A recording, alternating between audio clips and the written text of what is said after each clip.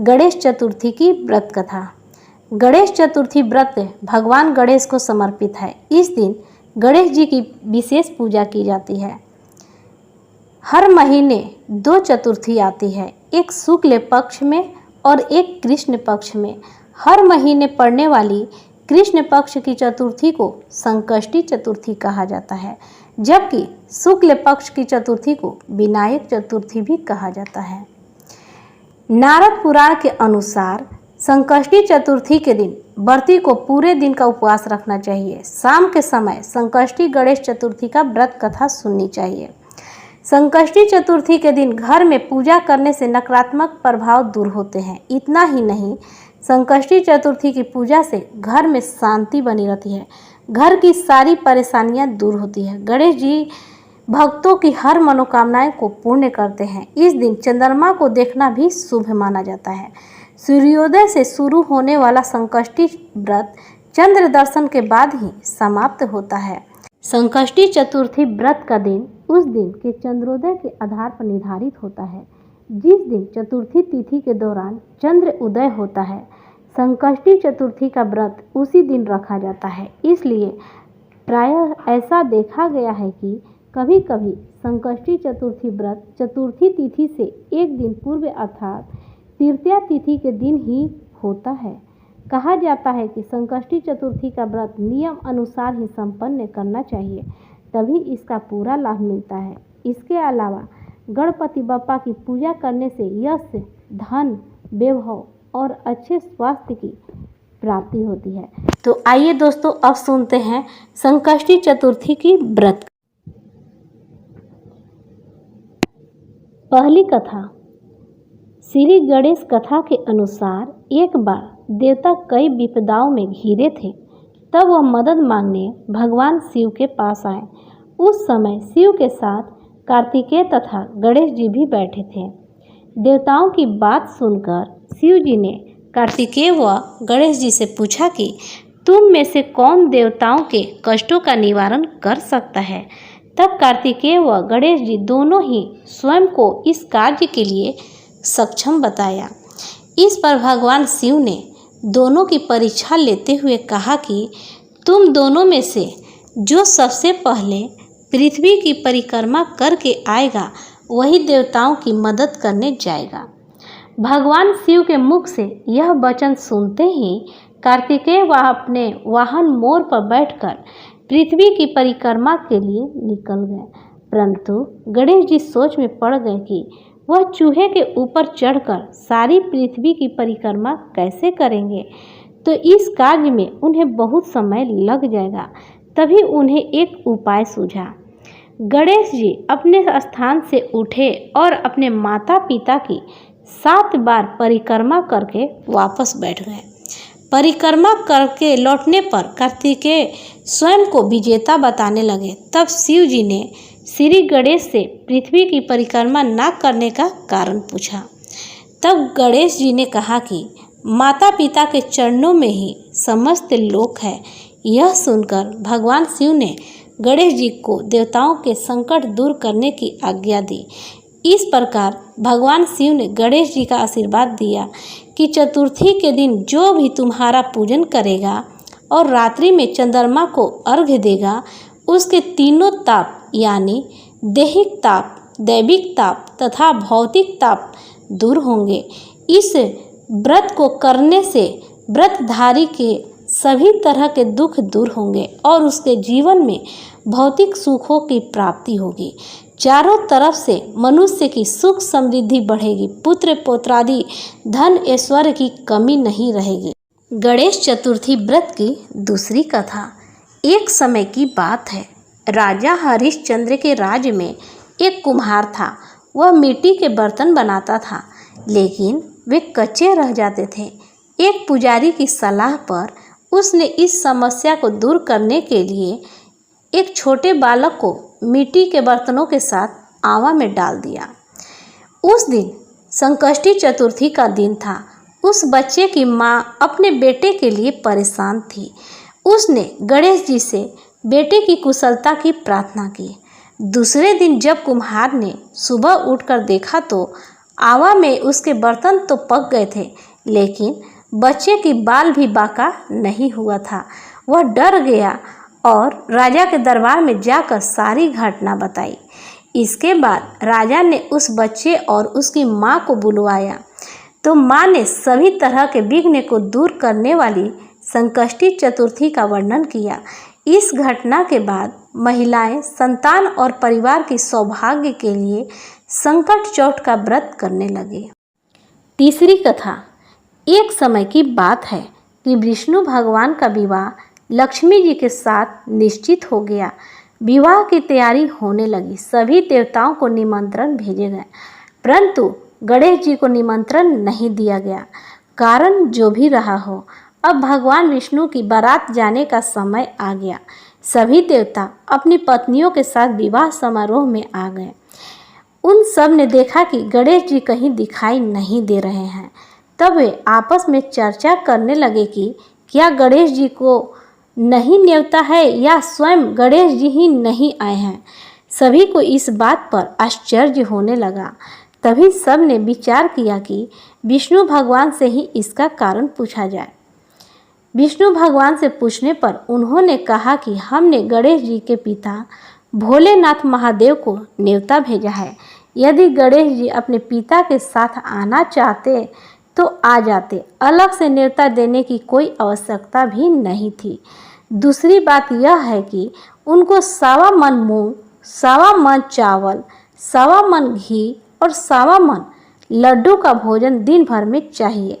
यदि गणेश जी नहीं आएंगे तो कोई बात नहीं, दूसरे के घर जाकर इतना सारा खाना पीना अच्छा भी नहीं लगता।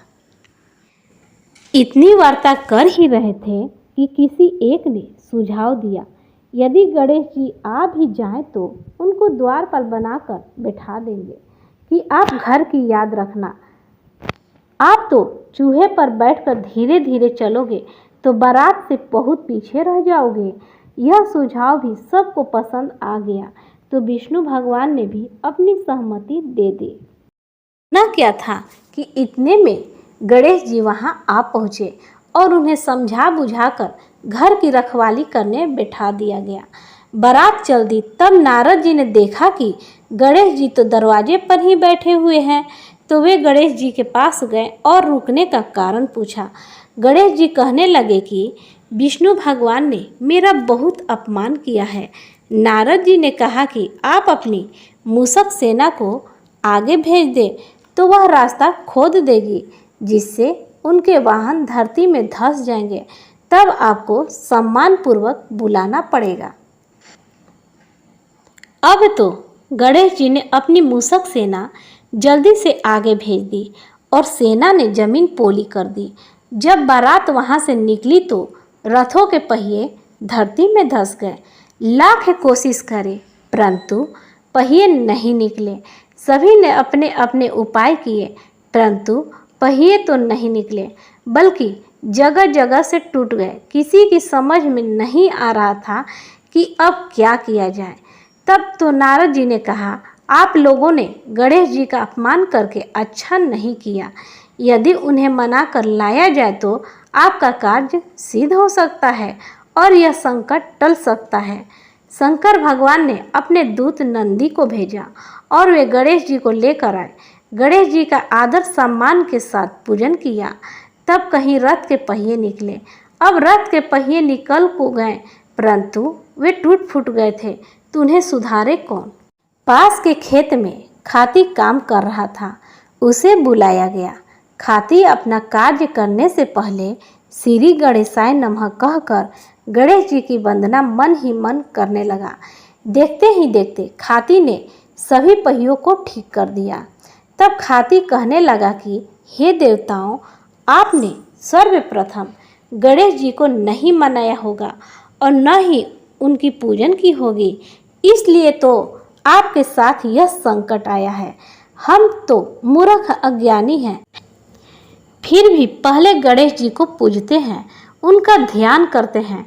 आप लोग तो देवतागण हैं, फिर भी आप गणेश जी को कैसे भूल गए।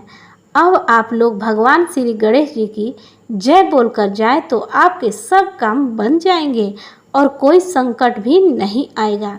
ऐसा कहते हुए बारात वहाँ से चल दी और विष्णु भगवान का लक्ष्मी जी के साथ विवाह संपन्न करा के सभी सकुशल घर लौट आए। एक गणेश जी महाराज, आपने विष्णु को जैसो कारज सारियो, ऐसो कारज सबको सिद्ध कर जो। बोलो गजानन भगवान की जय। चौथी कथा। श्री गणेश चतुर्थी व्रत की पौराणिक कथा के अनुसार एक बार भगवान शिव तथा माता पार्वती नर्मदा नदी के किनारे बैठे थे। वहाँ माता पार्वती ने भगवान शिव से समय व्यतीत करने के लिए चौपड़ खेलने को कहा। शिव चौपड़ खेलने के लिए तैयार हो गए, परंतु इस खेल में हार जीत का फैसला कौन करेगा, यह प्रश्न उनके समक्ष उठा तो भगवान शिव ने कुछ तिनके एकत्रित कर उसका एक पुतला बनाकर उसकी प्राण प्रतिष्ठा कर दी और पुतले से कहा, बेटा हम चौपड़ खेलना चाहते हैं, परंतु हमारी हार जीत का फैसला करने वाला कोई नहीं है, इसलिए तुम बताना कि हम दोनों में से कौन हारा और कौन जीता। उसके बाद भगवान शिव और माता पार्वती का चौपड़ खेल शुरू हो गया। यह खेल 3 बार खेला गया और संयोग से तीनों बार माता पार्वती ही जीत गई। खेल समाप्त होने के बाद बालक से हार जीत का फैसला करने के लिए कहा गया तो उस बालक ने महादेव को विजयी बताया। यह सुनकर माता पार्वती क्रोधित हो गई और क्रोध में उन्होंने बालक को लंगड़ा होने, कीचड़ में पड़े रहने का श्राप दे दिया। बालक ने माता पार्वती से माफ़ी मांगी और कहा कि यह मुझसे अज्ञानतावश ऐसा हुआ है, मैंने किसी दुष्ट भाव में ऐसा नहीं किया। क्षमा मांगने पर माता ने कहा, यहाँ गणेश पूजन के लिए नाग कन्याएं आएंगी, उनके कहे अनुसार तुम गणेश व्रत करो, ऐसा करने से तुम मुझे प्राप्त करोगे। यह कहकर माता पार्वती शिव के साथ कैलाश पर्वत पर चली गईं। 1 वर्ष के बाद उस स्थान पर नाग कन्याएं आई। तब नाग कन्याओं से श्री गणेश के व्रत की विधि मालूम करने पर उस बालक ने 21 दिन लगातार गणेश जी का व्रत किया। उसकी श्रद्धा से गणेश जी प्रसन्न हुए। उन्होंने बालक को मनोवांछित फल मांगने के लिए कहा।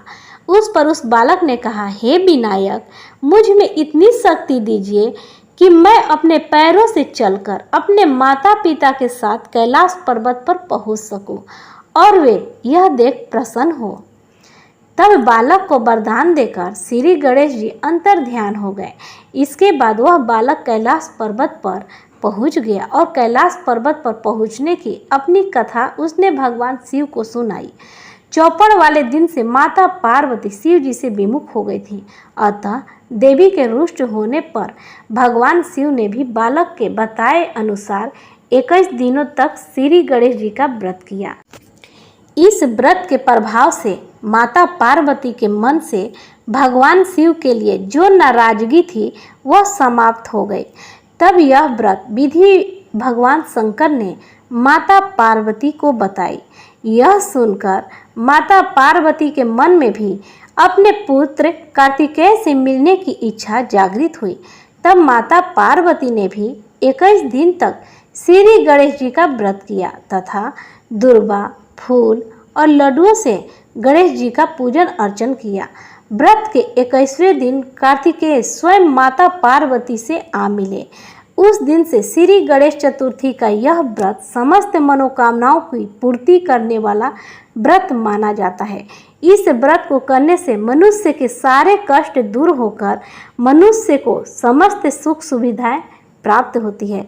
तो प्रेम से बोलिए गजानन भगवान की जय, शंकर भगवान की जय, माता पार्वती की जय, भगवान कार्तिकेय की जय, समस्त देवी देवताओं की जय। दोस्तों, अगर आपको हमारी ये वीडियो अच्छी लगी हो तो लाइक, शेयर, कमेंट एवं सब्सक्राइब जरूर करें और कमेंट बॉक्स में जय श्री गणेश जरूर लिखें।